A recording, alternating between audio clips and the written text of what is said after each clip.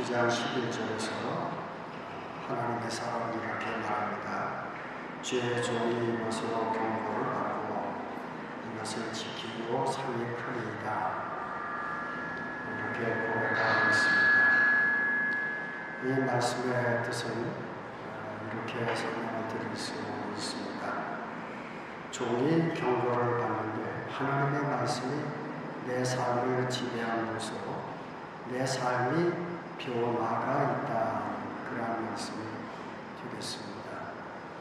여호와의 말씀은 살아있어서 내 영혼을 소생시키시고 이렇게 7절에 말하고 있습니다. 하나님의 말씀은 완전하다. 하나님의 말씀은 일관되다. 그런 뜻입니다. 하나님의 말씀은 신실하다는 뜻도 담겨 있습니다. 우리가 세상을 살아가는 동안 하나님의 말씀의 영향을 받으면 삶의 결과가 어떠한가? 상이 크다. 결과가 좋다. 1등을 해서 상을 받는 게 아니라 하나님의 말씀을 따라서 순종하고 그 삶을 가꾸어낸 삶의 결과가 좋다. 그런 말씀의 뜻이 되겠습니다.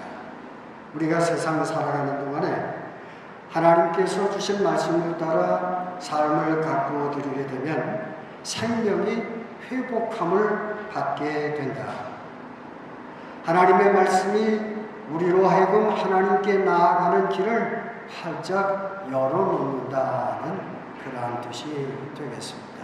그러면서 1절로 4절에서 하나님의 말씀을 이야기합니다. 이 하나님의 말씀이라고 하는 이 뜻은 통상적으로 신학적으로 말할 때에 자연계시라 이렇게 말씀드릴 수 있습니다.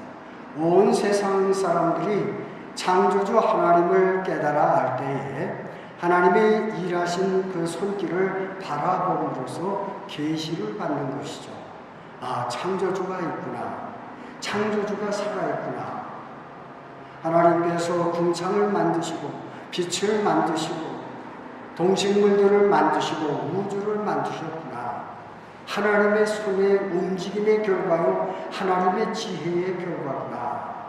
이 자연의 계시를 통해서 하나님의 능력을 보게 되는 것이죠. 그래서 1절로 4절까지의 말씀은 우리에게 이렇게 말해주고 있습니다. 소리는 치고 있는데 말은 없다.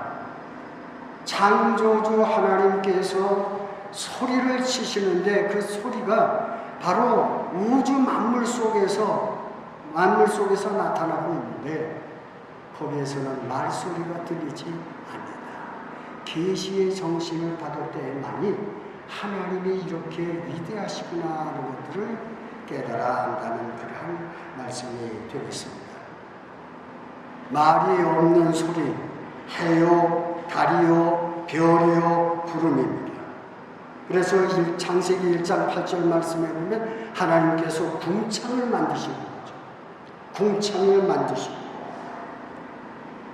하나님께서 하신 일 가운데에서 가장 크신 일, 궁창을 만드셨다. 궁창을 만드셔서 하나님이 일하시고 계시다는 사실을 우리에게 알려주신다. 그런 말씀이 되겠습니다. 창세기 1장, 2장, 3장은 자연적 계시입니다. 하나님의 일하심을 볼 수가 있습니다. 창세기 1장 3절에 빛이 있으라 하시니 그 빛이 있었고 기록으로 남겨서 창조주 하나님의 소리를 우리에게 들려주고 있습니다. 그래서 자연계시라고 하는 것이 무엇인가? 그것은 창조 속에서 하나님의 존재의 가치를 바라볼 수 있도록 그렇게 역사해 주시는 것입니다. 그러면서 다윗은 우리에게 설명하기를 그 모든 창조 속에 믿음이 나타나 있는데 그것은 영광이다. 영광. 쓸모없는 비물이라 할지라도 하나님이 일하셔서 만들어 놓으신 것에는 하나님의 영광이 깃들어있다. 우리는 생애를 사는 동안 먹든지 마시든지 무엇을 하든지 하나님의 영광을 위하여 하라고 하는 말씀을 늘 생각하고 묵상하고 삶을 가꿉니다. 이 하나님의 영광은 참 어려워요. 참 어려워요. 근데 이 시간에 제가 여러분에게 간략하게 설명을 드리고자 합니다. 하나님의 영광은 중요하다는 뜻입니다. 무겁다, 무게가 있다라는 그러한 뜻이죠. 그 사람을 선택했을 때 하나님의 영광이 그 사람에게 있어요. 그 사람의 생애는 중요하고 무거운 것이죠. 그런 뜻이 영광이라는 뜻이에요. 중요하다. 너는 중요하다. 이 물건은 중요하다. 여러분, 그래서 성경 가운데 나타나는 하나님의 영광 여러 가지를 설명할 수가 있지만 성전이 하나님의 영광이 깃들어 있는 것이죠. 학개서 2장 3절에 말합니다. 하나님이 손수 지으신 성전은 하나님의 영광이 깃들어 있어서 서 있는 채로 하나님의 영광을 드러내도다. 제사장과 대제사장들이 입는 옷이 있어요. 그 옷 속에 하나님의 영광이 깃들어 있어요. 그 옷을 입을 때마다 그 사람이 중요함, 그 사람의 가치를 우리에게 알려주고 있는 것이죠. 그래서 그 옷이라고 하는 것, 그 사람이 입는 옷이라고 하는 것은 무엇을 나타내기 위해서 입는 것이 아니라 존재의 가치를 나타내는 것이죠. 옷에도 하나님의 영광이 깃들어 있습니다. 출애굽기서 20장 12절 말씀에 보면 우리가 세상을 살아가는 동안에 10가지의 계명 가운데에 특별히 하나님의 영광이 깃들어 있는 것 한 것이 있어요. 부모 공경이에요. 부모를 공경하는 것, 이건 무거운 거예요. 중요한 것이다. 하나님의 영광이 그 가운데에 깃들어 있는 것이죠. 그래서 여러분 보세요. 부모를 공경하면 어떻게 해요? 자자손손 잘 된다고 했어요. 자자손손 잘 된다. 왜요? 부모 공경은 그것보다 사람이 살아가는 데 있어서 더 중요한 것이 없거든요. 그만큼 중요한 거예요. 부모가 하나님 앞에서 가치가 있는 존재예요. 중요한 존재다. 성경은 우리에게 그렇게 말하고 있습니다. 이사야서 58장 13절 말씀에 보면 안식일이 중요해요. 이건 시간 개념이죠. 안식일을 지키면 하나님이 축복하신다 안 한다 하는 문제가 아니에요. 안식일을 지킨다고 하는 것은 시간적 개념에서 내 전체의 생애가 하나님의 것입니다. 시간이 하나님의 것입니다. 라는 그러한 뜻이 담겨 있어요. 그렇기 때문에 중요한 거예요. 안식일이 무거운 거예요. 가치가 있는 것이다. 말하려면 수없이 많아요. 수없이 많아요. 우주 만물이 하나님의 영광을 낮과 밤마다 드러내고 있다. 드러내고 있다. 이렇게 다윗을 묵상하고 우리에게 전해주고 있습니다. 자연 계시를 통해서 우리는 하나님의 영광을 밤낮으로 볼 수가 있는 거죠. 우리의 영적인 안목들이 활짝 열려서 일어나는 모든 일들 속에서 하나님의 영광을 보는 축복이 있어지기를 주의 이름으로 축복합니다. 창세기 45장 말씀에 가보면 아주 재미있는 말씀이 있어요. 13절에 요셉이 형들을 만나서 자기가 요셉인 것을 말하고 나서 고향 땅으로 형들을 보내면서 뭐라고 말하고 있느냐 하면 이렇게 말하고 있어요. 형, 아버지에게 가서 아버지 나 요셉이 살아있어요. 그렇게 말하지 말고 하나님의 영광이 나타났어요. 이렇게 말하라고 가르쳐 줍니다. 아버지를 만났을 때 하나님의 영광이 나타났다고 그렇게 말하라고 알려줬어요. 이 말은 굉장히 중요한 의미가 담겨 있어요. 이 뜻이 무엇입니까? 내 전체의 생활, 내가 살아가는 인간의 시간들, 삶의 자리자리마다 하나님이 나와 함께 하셨다는 것을 요셉은 알았어요.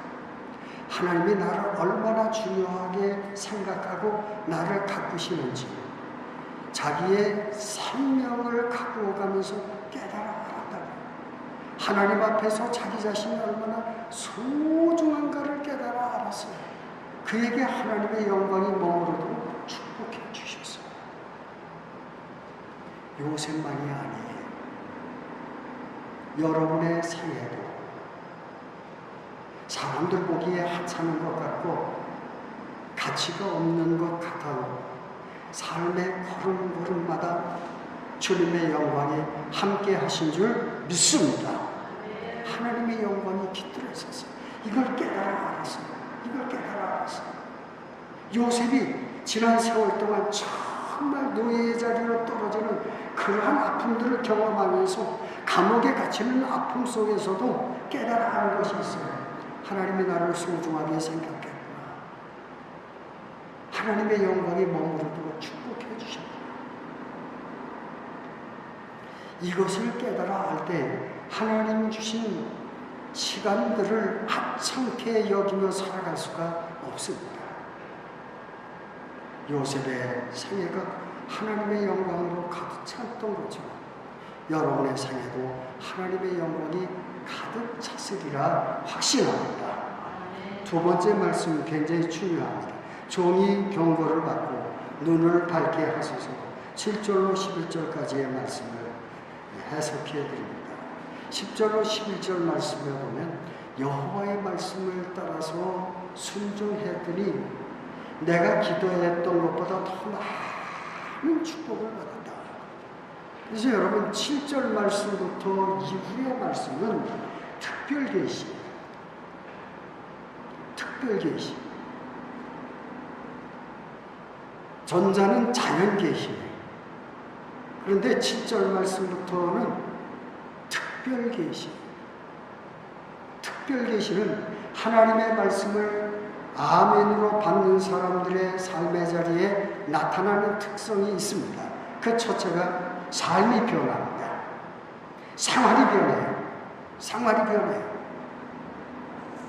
왜 생활이 변하냐면 하나님의 말씀을 아는 만큼, 잘 들으세요. 하나님의 말씀을 깨닫는 만큼 내 자신의 죄가 어떠한가를 깨닫기 때문에 특별한 계시예요.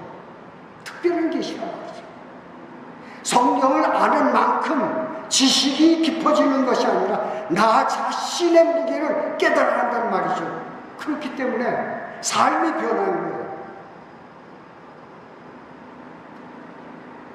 누가 누구를 낳고 누가 누구를 낳고 누가 누구를 낳고 이게 중요한 게 아니에요. 하나님의 말씀을 아는 만큼 무엇이 변해요? 삶이 변하는 거예요. 생활이 변해야 된다 이 말이에요. 아멘. 내가 하나님 말씀 안다. 12제자를 외운다. 7교회를 내가 다 안다. 배웠다. 이게 중요한 게 아니에요. 하나님의 말씀을 아는 사람은 생활이 변하는 거예요. 회개할 줄 알아요. 그래서 바라던 것보다 더 많은 축복을 받아 누리는 거예요. 그래서 하나님의 말씀을 들어야 하고 하나님의 말씀을 몸으로 실천해야 하고 이게 특별계시예요.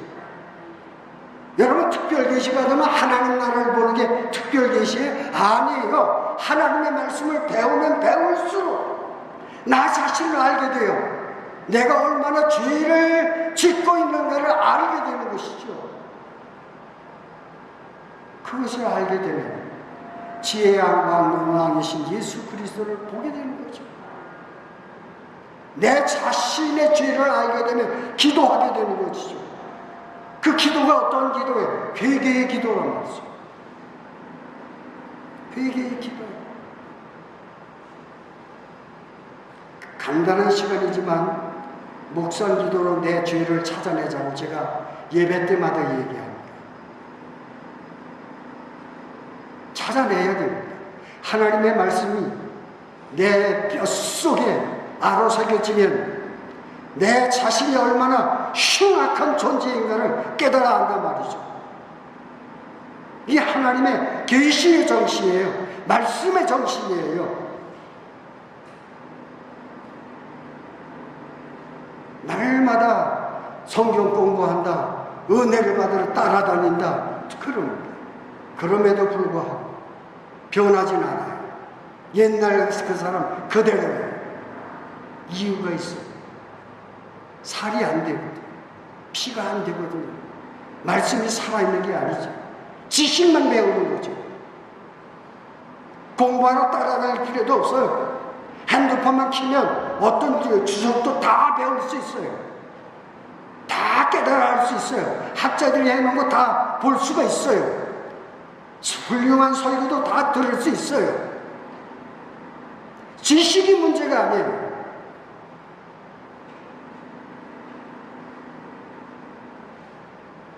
하나님의 말씀이 살아있도록 해야 돼요.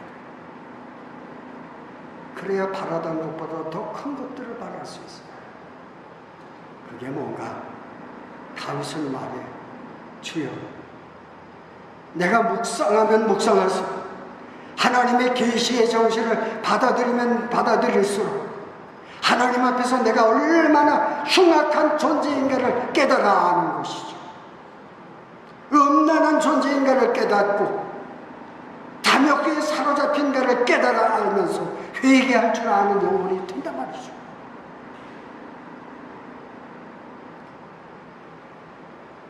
지식이 깊은 사람들을 저는 원하지 않아요. 하나님의 말씀을 적용하고 피가 되고 살이 되게 하는 말씀을 실천하고 그 말씀을 통해서 내 작은 존재를 깨닫고 예수의 피가 아니면 내가 용서받지 못한다는 사실을 깨달아 하는 이러한 사람들이 되어지기를 원해요.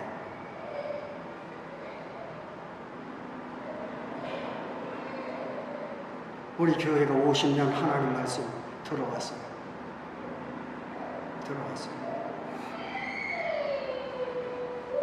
변함만도 하죠. 이제 안 변해요. 편해야죠. 50년 설교를 들어서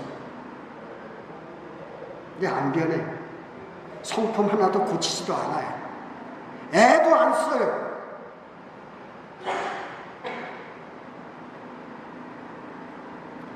하나님의 말씀을 알면 알수록 내 흉악한 영혼의 죄악들을 발견한단 말이죠. 그래서 회개하는 것이죠. 그래서 회개하는 거예요.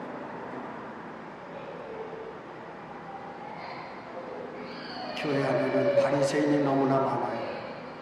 성경을 너무 잘 알고 뜻도 잘 알고, 그러나 교회 안에는 세리가 없어요. 나는 죄인입니다, 나를 떠나소서 하는 세리가 없어요. 모두가 다 의인입니다. 순금보다 더 사모하라고 했어요. 금보다 더 사모하라. 여러분, 이 말씀 생각해 보세요. 여러분, 하나님 말씀을 한 구절이라도 깨닫기 위해서 얼마나 많은 수고를 합니까? 순금을 얻기 위해서, 돈을 벌기 위해서는 얼마나 많이 수고를 해요? 평생 수고하잖아요. 평생 수고하잖아요. 순금보다 더 사모하라고 했는데, 돈 버는 것보다 1차로 하라고 했는데 안 하잖아요. 그러니 어떻게 하나님의 영적인 축복을 받을 수 있어요? 남들보다 돈은 더 많이 벌 수 있어요. 좋은 집에서 살 수 있어요. 좋은 차 탈 수 있어요. 그러나 영혼의 만족은 절대 있을 수가 없습니다. 오늘 말씀 가운데에서 이렇게 말하고 있지 않습니까? 순금보다 더 사모할 것이다. 하나님의 말씀은 송이꿀보다 더 달다다 말하고 있어요. 이 말의 근본적인 뜻은 이런 뜻입니다. 하나님의 말씀만이 삶의 풍성을 가져다 준다. 하나님의 말씀만이 영혼의 기쁨을 가져다 준다. 이렇게 말하고 있습니다. 하나님의 말씀에 순종한 사람들만이 영원히 삽니다. 영원히 살아요. 여러분에게 마지막으로 드리고 싶은 말씀은 이것입니다. 골로새서 1장 15절로 20절 말씀에 가보면 만물이 우리 주님의 창조물인 것과 우리를 구원하시기 위해서 으뜸이 되신 예수 그리스도에 대해서 설명하고 있습니다. 하나님의 형상으로서 부활하신 그리스도 예수를 찬양하고 있습니다. 부활은 새로운 창조의 시작이다.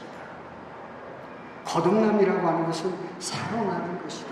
하나님의 은혜와 하나님의 축복이 충만하다. 사랑이 충만한 삶을 살도록 해라.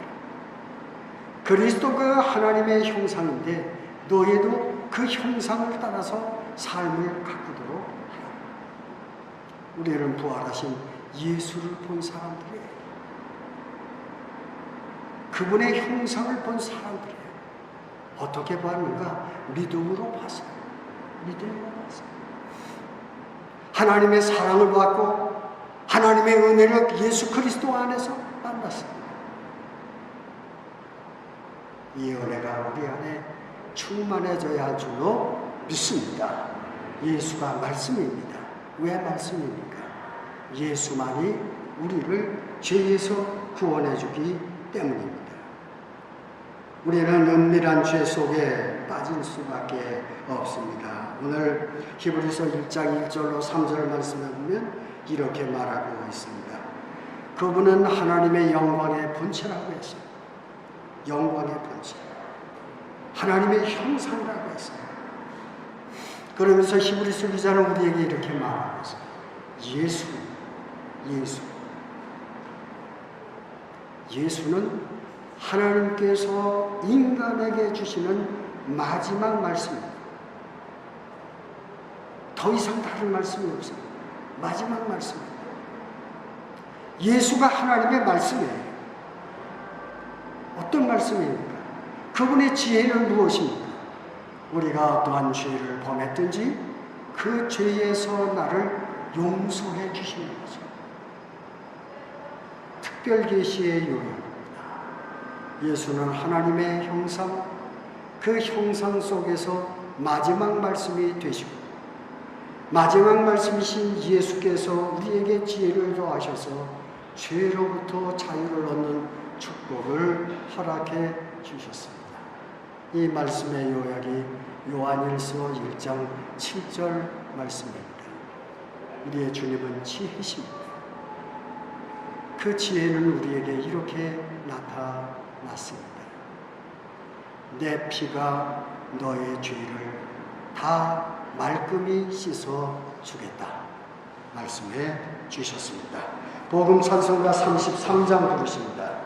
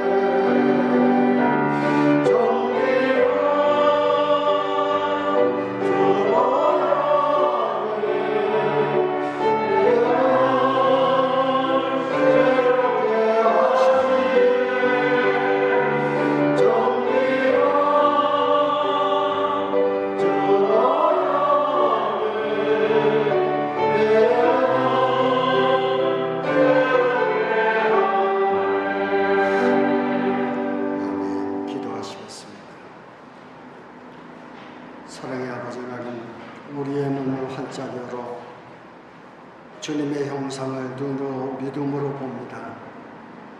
주님이 부활하신 것과 같이 우리도 바라볼 날을 바라보면서 세상을 용기 있게 살고자 합니다. 말씀이신 예수님, 마지막 말씀이신 예수님들